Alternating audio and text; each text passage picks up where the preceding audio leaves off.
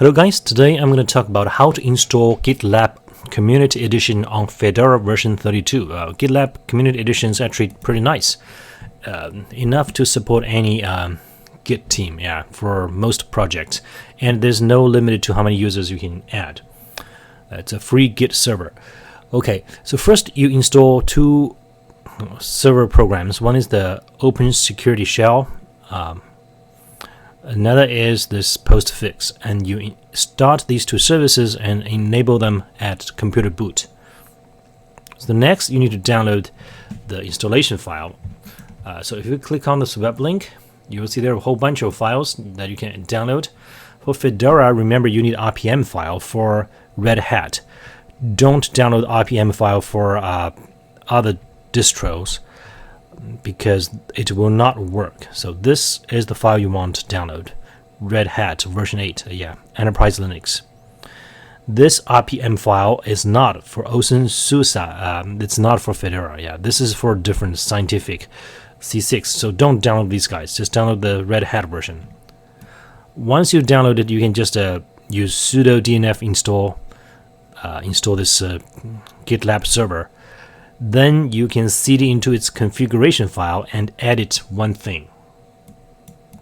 So the GitLab configuration file, like other programs, lives under this etc file. GitLab folder is called gitlab.rb.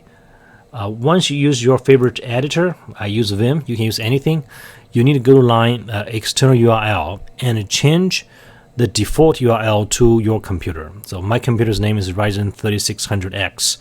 And I have the hosts already defined. Alternatively, you can use some IP address, and if you want to serve your GitLab at on a different port, not the default port 80, you can use colon and port number, like Ryzen 3600X and colon and 3002, for example. Whatever port number you want to serve it. After you have edited and saved this configuration file, you need to type this sudo gitlab-ctl reconfigure. It will take a little bit of time. And then you need to open up the firewall in order for other computers to use your Git server. So for Fedora Linux is firewall command permanent add service HTTP. And you can reload the firewall. So once that is done, it might take a little bit of time, but once that is done, you should be able to see your server running on the port you specified. For example, localhost. You can see the GitLab is here, sign in, register. Or you can use my computer name. By the way, I have tested this one, works on this computer.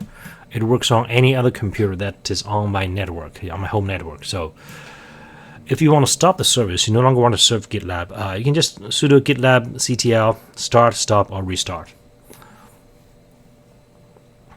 So the only thing you need to pay attention is editing that configuration file to change the default URL to your computer name. And if you use a port other than port 80, you can use a different port name followed by the use colon and then port number.